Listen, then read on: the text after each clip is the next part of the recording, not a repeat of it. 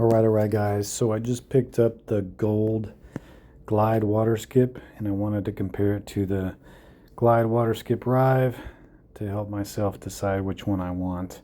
So we'll throw it on the range first. This is just a straight pull down. We'll do it a couple times with the Rive and then a couple times with the Guld. And then we'll go out and play some holes. I need to practice my water skip holes anyway, so I figure making this video will be good for me. And also help me decide which one I like better. They're going to be very similar. You can see straight down it's just short of 500. These discs have very similar flight paths. I think the Guld is just a tad more understable, but let's check it out. So this is, I'm trying to just put some flex on it, try to get it to go as straight as possible, end up right on the line, and see what kind of distance we're getting. And with the Rive, this one was 528, so pretty good distance there. Anything over 500 with that. So we'll pull out the Guld now. Nice looking white Guld Glide water skip. So straight down, you can see it turn a little more than the Rive did with the straight pull down, and that's something that's drawn me to it, especially if I have to possibly pull my turn glide Rive. This could potentially be a replacement on a lot of the holes that I use it on. It won't go quite as far, but it might have similar lines and capabilities. So now we'll try to get it to go straight. Straight pullback was a pretty similar distance to the Rive, and as you can see, trying to get it to go straight is pretty similar as well. So not a lot of discrepancy on the range as far as how they're looking. Very similar flight path. I just feel like the Guld flips up a little more. So here we go on Lakeside 5, one of the most common holes to use a skip disc. So we got a strong left to right here. See what the Rive does. Looks like it's gonna make it fell back in the water. So we'll stay on that same line and switch to the Guld. And you can see it turns a little more off the bat, but it's got very good distance. That actually had much better distance than the Rive on that shot, so 1 point for the Guld so far. Now we got a 2-win left to right. Let's try the Rive. This is on a pretty good line. Should be pretty good. Good result there. Again, if you come across this hole, pretty much any wind, and you don't have a water skip, you're more than likely losing a stroke unless you can get the throw in. But here's the Guld. It actually seems like it's got a little more distance, like it skips a little harder off the water. I'm not sure. That's what I'm seeing so far, in addition to the little more understable of the Guld. So here we go, Highlanders Ridge 3. I'm probably not going to use this line very often, but maybe you need an eagle and you can get up there and have a look. This is an option for you. You just risk kind of falling back down here like this one. That one stayed safe though. But pretty easy line. This is a calm wind, and just aim right at that tree and then a pretty straight pullback, and then catch the water and skip up the bank. Any like difficult wind, I feel like this just makes the shot that much harder. So in a big tailwind, you can do the glide skip and hit that and end up by the basket, but that's a pretty difficult execution. But I'm just comparing the two discs. Looks like they're pretty similar on this hole. Both of them ended up right there where you'd want to be to have a look here, 107. So a really good look if you can get that shot. Sometimes if I'm down a stroke, or if it's early on and I got that win, then I'll go for that one. And then here we are with Highlander Ridge 4. I feel like there's better eagle lines, but I wanted to compare. Let's see what these discs can do with a nice big tailwind on this hole. This is the Rive to start. It's kind of similar situation. If I'm down and need an eagle, you can see the potential there. That's an awesome shot. So nice to have a tap-in eagle on that hole. But there's other ways to get the eagle without risking the water. But if you got a big tailwind, it might be worth throwing the water skip here. So let's throw the Rive again. And then we'll throw the Guld and just compare it. Putting a little bit of anhyzer, try to turn it over a little at first. And then land right on the water. This It's going to be really good as well. Now let's pull out the Guld. Now let's throw the Rive one more time here. This is looking good. Nice. So after practicing this is why I wanted to do this, to see how good I can get with these lines. But if I get that big right to left tail, it might be worth throwing the water skip. This is the Guld. Similar result, just kind of caught that rock there. Let's see if we can get it a little right of that rock. Looks to be on a better line here.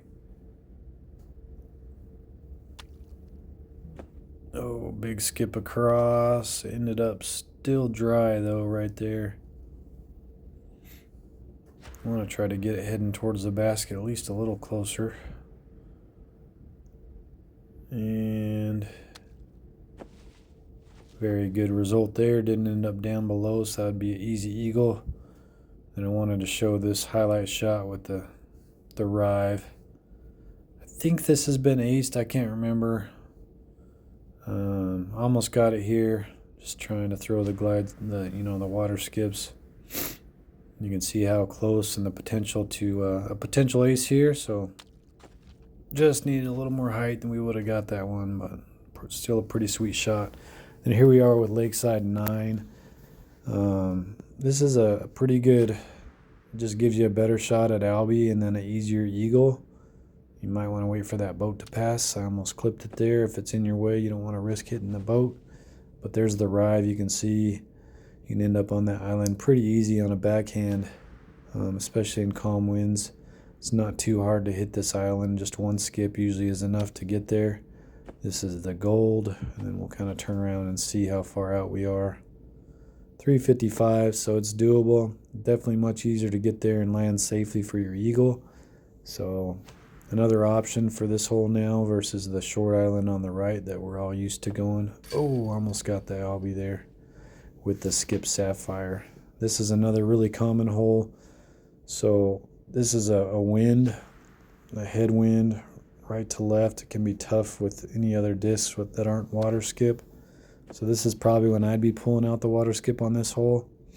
Otherwise, I'm most likely clearing this in most winds with a light glide or even a glide roll. But you can see in these tough winds or any big headwinds, you can use the water skip and get across and not have to worry about the throw-in anymore. Another hole that's going to save you some strokes with that water skip. If you don't have it, then you have to be able to throw it in. But there's the Guld. Again, it seems to just skip a little harder off the water. I'm kind of leaning more towards the Guld at this point in my trials. And like I said, I do like the little bit of understability of the Guld versus the Rive, just for this purpose in my bag. Gives me a little more use, and I might be able to do without the turn glide, although I'm always going to miss it. So here we go in a tough headwind here on this hole. You don't have to no longer find other routes. It's not as risky because you don't have to carry it. You can just land short in the water and skip it over. Take a little bit of a wider route. You don't have to put as much hyzer on it that you would otherwise if you're trying to clear the water. This can be a really tough wind without the water skip, but now it kind of makes even the tough 3 headwind a pretty easy eagle hole. You can tell you get double skipped there with a Guld. That was way too wide, but it still ended up with a good look. This is going to be a little better line for you. Nice and wide. Skip the water. Bounce up there near the basket. You don't have to go too far past either, so it's almost a better route. And then this hole, especially if I get a big wind like this, I might consider this line. If you have any trouble hitting this island on a regular basis, this wide forehand route might be a great option for you. And if I ever get a big tailwind, it might be something that I go to from now on, just around this big tree on a forehand. I really like this line. This is still the Rive. You can get there with one skip usually, but in a tougher wind, 2 skips will get you there. So you can do it in all sorts of winds with this line. But this is to get me up there and have a look at eagle. Here's the Guld. I'm going to try to take this nice and wide, just see how close we can get it up there. Again, with the glide skip Rive, you know, with a backhand, you can definitely get it up closer to the basket if you haven't seen my video on this hole. It's just a harder line to execute and a lot more room for error. This forehand water skip, it's kind of hard to miss as long as you don't turn it way too much and miss way out in the water. Then you're going to catch dry land and have somewhat of a look here. You can tell this is 105 feet, so pretty decent shot. You can get that to go. This one just kind of for fun when you got this big tailwind if you're losing.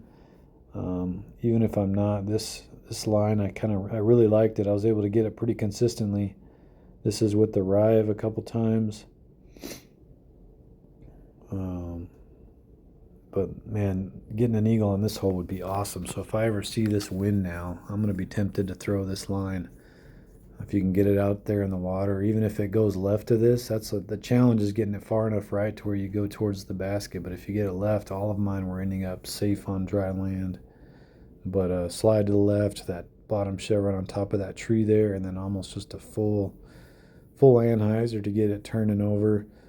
And then a big skip towards the basket, even with the Guld, get you an easy eagle. So I really like that line. So next time I get that big tailwind, I'm going to be trying it here. So this was the big tester.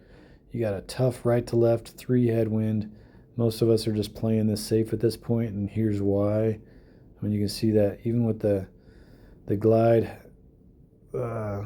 Rive, I was short there. But this is what convinced me. This is what helped me make my decision to the Guld. I mean, both times I threw it here, barely there, still risky, still probably going to play that safe in that wind, but it just shows you here. We're going to go the Rive again in the same wind. This is like the shortest distance to that left side. That's why I'm aiming over here.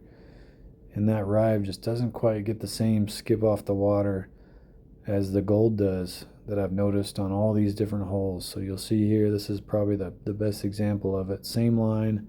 Similar carry, it just gets a little better skip off the water and ends up safe. So right now this is my bag. I still don't like it. There's no PD there, but I'm just talking water skip today. And for now, for me, it's going to be the Guld Glides water skip Guld. I feel like it gives me the best chance at taking advantage of those water skip holes. So there you go, guys. If you're wondering what water skip disc is the best to bag, that's my choice for now. And as always, thanks for watching me play some GGV.